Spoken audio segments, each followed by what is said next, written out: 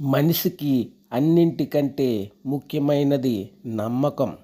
మనల్ని నమ్మిన వారిని మోసం చేయాలని, ఆ నమ్మకాన్ని వమ్ము చేయాలని చూస్తే ఎలాంటి పరిణామం కలుగుతుందో చెప్పే ఒక నీతి కథ ఇది.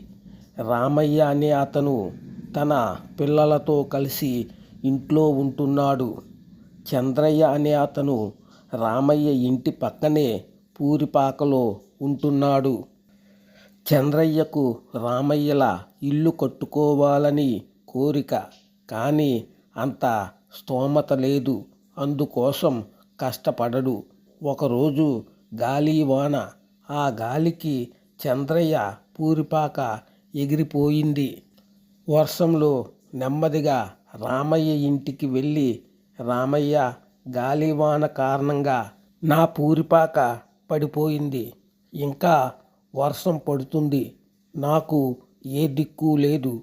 ఈ రాత్రికి నీ ఇంటిలో ఆశ్రయం ఇవ్వవా అని బ్రతిమలాడాడు చంద్రయ్య.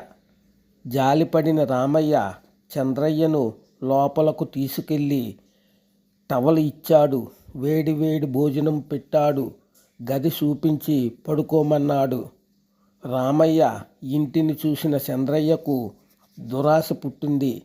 ఇటువంటి ఇల్లు తనకు కూడా ఉంటే బాగుండును కదా అనుకున్నాడు. ఎలాగూ కట్టలేం, వీళ్లను చంపేస్తే ఇల్లు నాదే అవుతుంది కదా అనుకున్నాడు.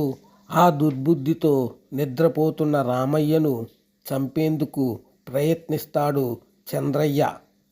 మేల్కొన్న రామయ్య నమ్మి ఆశ్రయం కల్పిస్తే మమ్మల్ని చంపాలని చూస్తావా? నీలాంటోడికి సహాయం చేయడం కూడా పాపమే అని బయటకు తోసేశాడు. ఆ రాత్రంతా వర్షంలో తడుస్తూ చలిలోనే ఉన్నాడు చంద్రయ్య.